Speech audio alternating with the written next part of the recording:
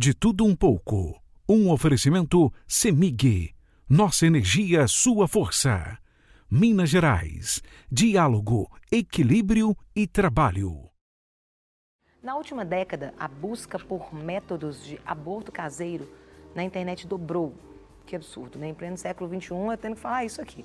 É sobre os riscos disso que nós vamos bater um papo agora com o ginecologista e obstetra, Dr. Frederico Monken. Falei certo? Bom dia, falou certinho. Muito bom dia, seja muito bem-vindo, doutor. Que bom tê-lo aqui. É um prazer. Triste falar sobre isso, né? Em pleno século XXI, falar sobre aumento dos métodos de aborto caseiro, né? Como é que o senhor vê essa realidade absurda? Isso é um risco muito grande, né, que a gente tem hoje, tem crescido, infelizmente, essa procura. Isso tem muito a ver com a questão da ausência do planejamento mesmo, na Sim. hora da relação, na hora da atividade sexual. Então, tenta-se resolver de uma forma, na minha opinião, não muito segura, uma forma tortuosa, uma coisa que deveria ter sido melhor planejada antes. Sim. E isso traz inúmeros riscos para a mulher que muitas vezes na hora da procura, na hora da busca, isso não é informado. Então, às vezes, são situações, são métodos vendidos, oferecidos como seguros, como a solução para um problema, mas que, na verdade, pode ser o começo de outros grandes problemas. E eu fico pensando, né, essa questão aí da internet, é um perigo ter até isso aí tem que ser crime, tem que ser penalizado, porque é o cúmulo do absurdo você ter métodos sendo oferecidos como se fosse uma mercadoria para você realizar e fazer, né, matar vidas. É um absurdo junto com outro absurdo. Exatamente. Então, pega-se primeiro o que você falou. A gente tem a lei, não vamos aqui questioná-la, mas se a gente tem a lei tem que ser cumprida. Sim. Então, toda infração à lei, ela é passível de punição. E a lei hoje seleciona muito bem os casos em que o aborto não é criminalizado. Sim. E definitivamente o aborto caseiro, ou vamos dizer assim, o faça você mesmo, um aborto Sim. por opção, não está previsto nesses casos de descriminalização. Então, tem que ter muito critério com relação a isso. E os riscos são inúmeros. Eu acho que a gente podia até comentar sobre, quando o senhor fala sobre risco, né? Um deles é a hemorragia. Queria que o senhor falasse um pouquinho, explicasse, né, a respeito disso, porque às vezes as pessoas acham que é tudo muito simples. Ah, não deu certo com um, vai dar certo com o outro. E o corpo humano é algo muito específico, né? Exatamente. Então, o que acontece? O útero da mulher, quando ela é engravida, o corpo como um todo, se prepara para aquela gravidez. Certo. Então, o volume de sangue do corpo que vai para aquele útero aumenta muita quantidade. Aí, o que acontece? Faça o método caseiro, então, seja com comprimido, seja com manipulação intrauterina, qualquer que seja o método, e não remove aquele material completamente, Sim. Isso vai causar um sangramento muito grande, uma hemorragia, com potencial, inclusive, de morte daquela mulher.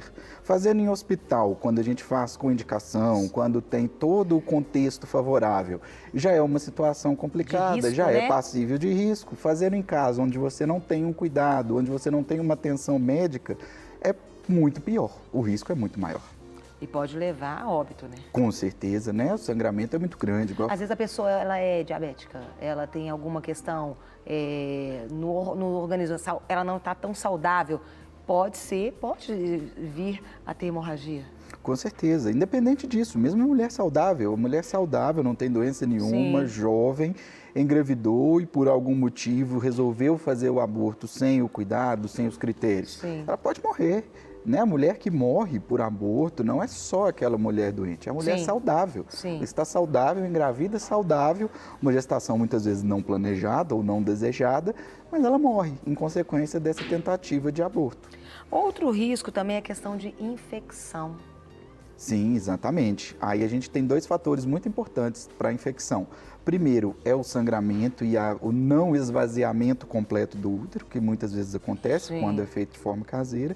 E os métodos que são por via de manipulação do útero mesmo. Então, introduz-se, né, a gente vê relatos disso, a introdução de objetos Sim. dentro do útero, na expectativa de remover aquele feto, e esses objetos não são esterilizados. Então, ali você está levando bactéria para um lugar onde não tem que ter bactéria.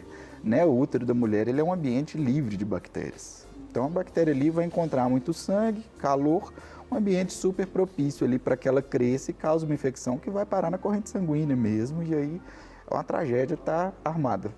Essa questão da infecção são coisas muito rápidas, doutor? Isso requer, não é tão perigoso, não é tão letal, não é tão sério. Mata, porque o que acontece? A bactéria que vai ali para dentro são bactérias que são facilmente eliminadas quando você tem o cuidado hospitalar. Mas quando você não tem esse cuidado, são bactérias muito potentes. Então é diferente de uma bactéria de uma sinusite, diferente de uma bactéria de uma infecção de garganta. Ela mata mesmo. O potencial de morte dela é muito rápido, é uma evolução muito rápida. A evolução é muito rápida. Exatamente. E a bactéria está ali pertinho da corrente sanguínea. Então, qualquer coisa que acontecer ali, essa bactéria vai cair no sangue da paciente e vai levar a um quadro grave de forma muito rápida. A questão também de, quando você comenta a respeito de não ocorrer o esvaziamento completo ali do útero, às vezes a placenta pode ficar, dependendo, porque a gente não sabe o tempo? O mês, né? O Isso. tempo.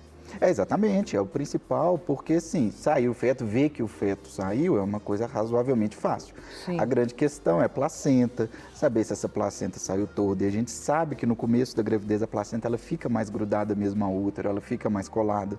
Então, assim, tem que ter esse cuidado de ter o esvaziamento completo do útero. Em casa é impossível a gente ter esse método, né? Não tem um cuidado médico.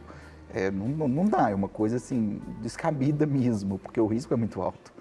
Tem também, além desses riscos, e uma coisa leva a outra, pode levar à infertilidade. Sim, né? Porque o que acontece? A gente começa a ter as complicações, tanto pela própria infecção dentro do útero, né? Pode levar a uma cicatrização desse útero, uma fibrose do útero, que vai impedir com que uma nova gestação, com que o novo bebê se implante lá, pela cicatrização que acontece.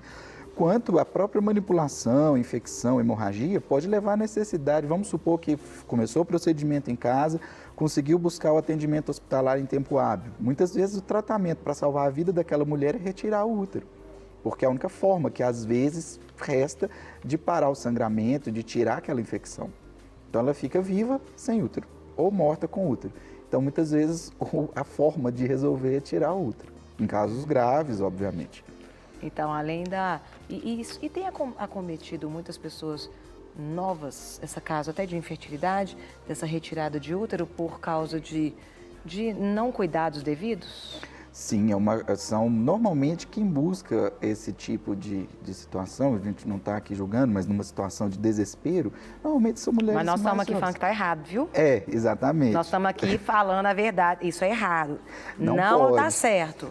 Né? Mas, enfim, ela buscou esse método de assistência, normalmente são mulheres mais jovens, que têm um grau de, vamos dizer assim, de acesso à informação, de maturidade menor. Então, isso acaba fazendo com que essa mulher demore mais a buscar um atendimento, demore mais, aí a hora que chega no serviço, no serviço médico, já chega numa situação mais avançada. E Sim. muitas vezes o tratamento tem que ser mais agressivo, para salvar a vida mesmo dessa mulher, porque senão a gente vai perder essa mulher.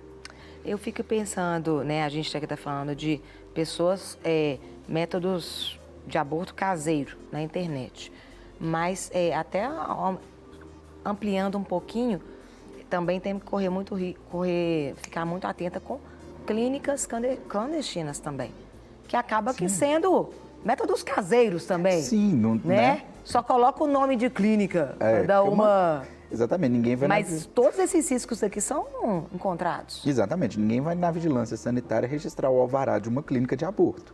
Então, presume-se que são locais onde você não tem um critério, um controle sobre esses métodos. Além de ser ilegal, você não tem o controle, você não tem, muitas vezes, não tem a higiene adequada, muitas vezes não tem o instrumental adequado, muitas vezes não é feito por um profissional médico que tenha pelo menos um conhecimento, né?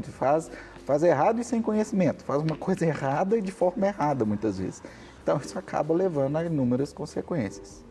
Eu falo porque, né, quando a gente pega aí, tem um número de pessoas, às vezes o conhecimento ele é menor, né, às vezes a questão socioeconômica pode ser menor, mas em algumas clínicas tem muita gente com uma condição socioeconômica razoável que às vezes também frequenta, né? Ah, com certeza, né? Que aí paga, mas também corre esses mesmos riscos. Corre os mesmos riscos, exatamente. Muitas vezes acaba mascarando a situação, exatamente por ter mais acesso à informação, acaba distorcendo a informação para ter acesso, né, àquele procedimento feito de uma forma, vamos dizer, legalizada, porém deturpando a situação, né? Então, sempre que a gente tem até mesmo uma situação de indicação de realização de um aborto, seja ele terapêutico, seja ele por questão de violência sexual, tem que ter um critério muito grande antes de ter essa indicação. Agora, só pra... Não quer ficar um segundo por fora da nossa programação? Agora você pode nos acompanhar através das plataformas digitais. Queridos amigos e amigas, preciosos irmãos e irmãs, não perca tempo. Acesse, curta e siga-nos. Fique por dentro de tudo o que acontece aqui. Rede Super, inspirando você.